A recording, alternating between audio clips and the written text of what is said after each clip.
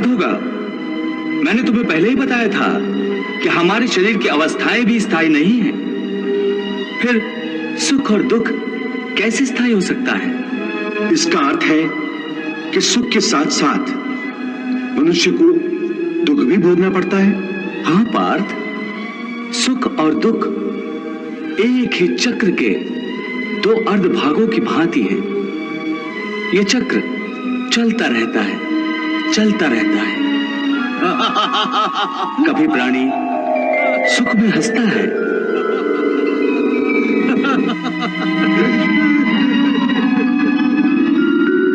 वही प्राणी दुख में रोता और बिलखता है।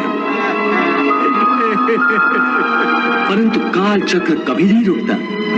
सुख दुख का यह चक्र चलता ही रहता है और मनुष्य के जीवन में सुख और दुख लगातार आते जाते रहते हैं। न चक्र ठहरता है, न ही सुख या दुख मनुष्य के जीवन में ठहर पाते हैं। यदि सुख आया तो वह सदा नहीं रहेगा और यदि दुख आया तो वो भी सदा नहीं रह पाएगा। देवी, प्रभु की दिव्य वाणी के रूप में आज समस्त मानव जाति के लिए एक नए अध्याय की रचना हो रही है। प्रभु कितने आसान और प्रभावशाली शब्दों में जीवन के भेदों को समझा रहे हैं। कर्म योग की गुत्थियां खोल खोल कर बता रहे हैं। प्रभु के गुरु उपदेश को यदि मनुष्य भक्ति भाव से ग्रहण करके उसे अपना आचरण बना ले तो उसे कोई भी धर्म के रास्ते से हटा नहीं सकेगा। इसलिए हे पार्थ, अनासक्ति योग के द्वारा कामनाओं पर विजय पाना अति आवश्यक है, क्योंकि कामनाओं की पूर्ति होकर भी कभी नहीं होती। मनुष्य बूढ़ा हो जाता है, परंतु आसक्ति जनित कामनाएं कभी बूढ़ी नहीं होती, कभी बूढ़ी नहीं होती।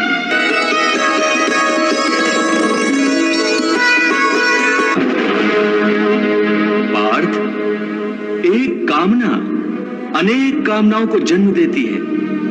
हर कामना के साथ मनुष्य की तृष्णा भी बढ़ जाती है और तृष्णा के साथ असंतोष भी बढ़ता जाता है।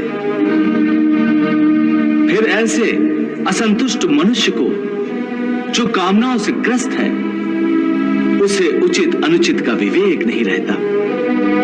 पार्थ, इसलिए मैं तुमसे कहता हूं कि तुम अपनी कामनाओं का त्याग करके स्थित प्रज्ञ बनो। स्थित प्रज्ञ जो कर्मयोग की चरम अवस्था है। वाह प्रभु, वाह, क्या सुंदर बात कही आपने। वाह। हे मधुसूदन, तुम तो कहते हो कामनाओं का त्याग करके स्थित प्रज्ञ बन जाओ,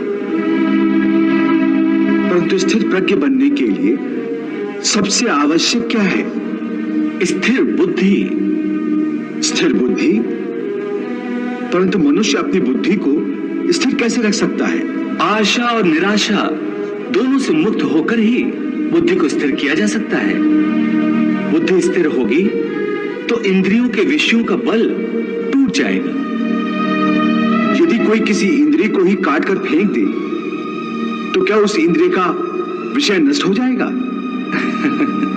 नहीं अर्जुन, यदि किसी दुर्घटनावश किसी की आंखें अंधी हो जाएं, तो यह आवश्यक नहीं कि उसकी आंखें रूप की कल्पना करना ही छोड़ दें। आंखें न होने पर भी उसका मन ऐसे दृश्यों की कल्पना कर सकता है जो उसे विषयों के मुंह में फंसाए चले जाएं।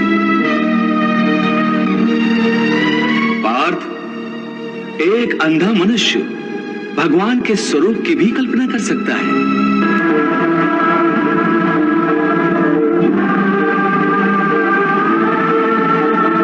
और एक नारी के शरीर की भी कल्पना कर सकता है।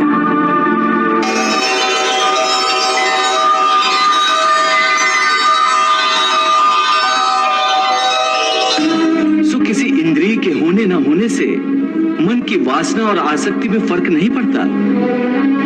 हे अर्जुन, तुम यूं समझो कि जैसे कोई मनुष्य आंखें बंद करके यह प्रदर्शन कर रहा है कि वो भगवान का ध्यान लगाए बैठा है।